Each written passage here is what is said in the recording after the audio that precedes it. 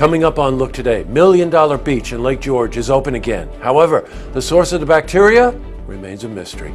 I've got details. Plus, we have coverage of the Affordable Housing Initiative in Saratoga Springs. More on that coming up. And this is great news. Tesla drops the beat, breaks a record for the Adirondack Theatre Festival in Glens Falls. I've got those details. All ahead on Look Today.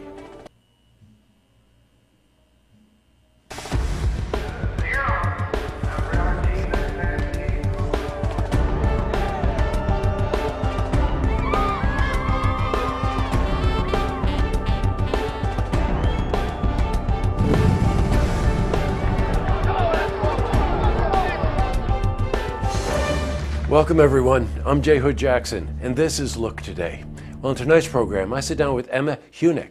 Now, she's exhibition coordinator for Saratoga Arts, and she's here to talk about the 10 by 10 exhibition that is opening at the gallery on July 1st. I also sit down with Bob Turner. He's chair of the Saratoga Springs City Charter Review. We're joined by Pat Kane. He's the vice chair. And they're here to talk about the final draft of the charter. This is part 2 of my interview with them. Plus, we've got your weather for the Tri-North counties. But first, these headline stories. Well, in our lead story, water testing is still underway at $1 Million Beach in Lake George. Now, as of right now, the beach is open. The source of the E. coli bacteria has not been determined yet. The DEC, Lake George Association, as well as the towns and village of Lake George are working closely together to eliminate and prevent future closings. Well, we spoke with Walt Lender today. Now, he's the executive director of the Lake George Association. It was not in time for this broadcast, but we will have that interview and updates for you tomorrow. In other news, well, we've got continuing coverage of the Affordable Housing Initiative in Saratoga Springs. Now, as we've been telling you, 3 important projects are coming to Saratoga Springs to provide workforce housing for young professionals. Now, the criteria for workforce housing is based on the average median income of $60,000 a year. Now, this average income would determine monthly affordable rents of around $600 for a one-room apartment. We spoke to Dennis Brobston. He's the president of the Saratoga Economic Development Corporation. For our project on South Broadway, we're looking at 60% AMI, average median income, which our median income is almost $60,000 in Saratoga Springs. So when you start taking those numbers, you look at what it is, there's a difference of a decent amount between us and Albany, or us and Rensselaer, and that ours is higher. A one-bedroom apartment at 60 AMI should be around $750. It's about a buck a foot, give or take. Now, Dennis, by the way, is a guest on Beyond the Headlines. We taped this morning, and we will premiere it this weekend. Switching from news to weather, after a night of heavy storms, thousands were without power, according to National Grid.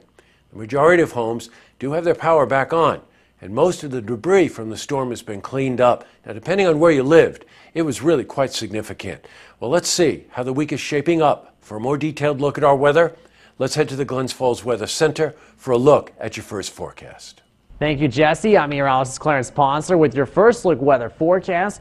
Currently across the nation, we have a high pressure dome just off the North Carolina coast. Also a stationary front boundary from the Florida Peninsula way off towards the Atlantic Ocean, well off to the east. We also have that warm front boundary making its way through parts of Illinois. Cold front boundary just right behind, impacting parts of Iowa and the Central Plains.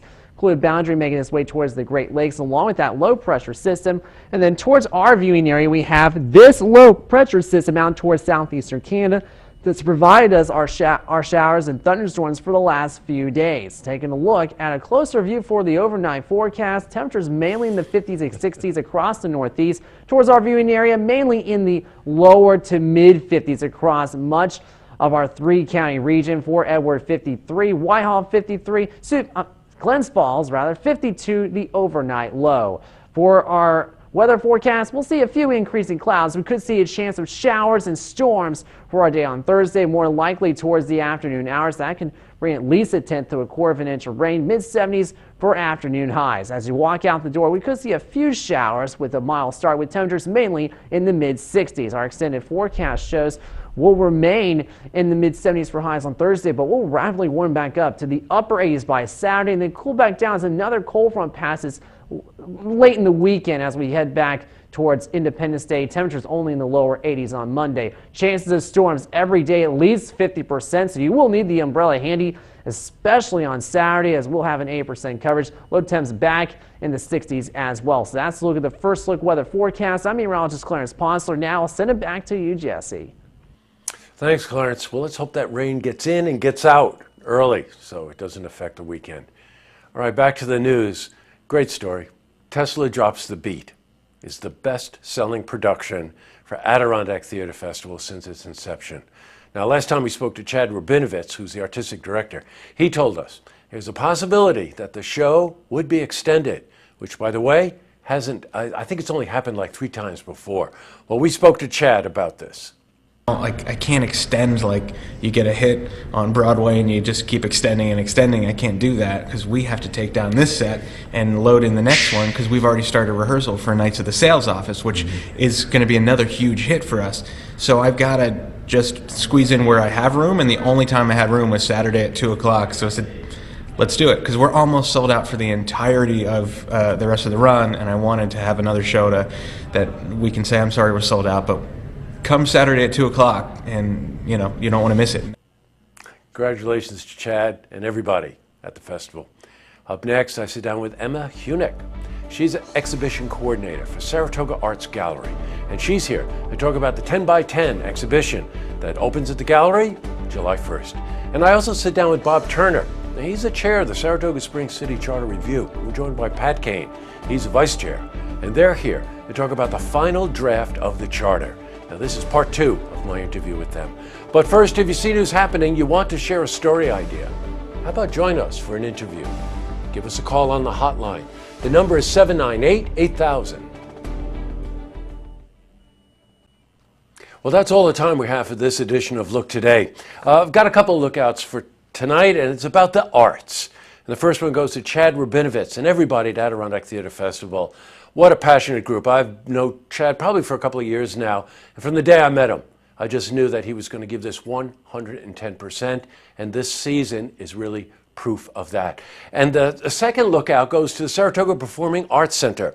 I've mentioned a few times that we're working on an incredibly unique campaign for them that you're going to see all July and all of August. It's called Art is Language. And all of us around here, we're talking about this. You know, when you think about the performing arts, whether it's dance or it's music or it's painting, whatever it is, it's a language unto itself. So we were given the task by Elizabeth Sobel, president of SPAC, to come up with a campaign that demonstrates that. So we're going to take out the program tonight with one of probably 15 to 20 of these executions that you're going to see throughout July and August. Art is Language. And by the way, please go to Facebook. Starting tomorrow, these spots are going to pop up there and on our website so that you can get to see any of them at any time. Every single one is unique, just like the arts, proves that art is language. So here's one of those spots. The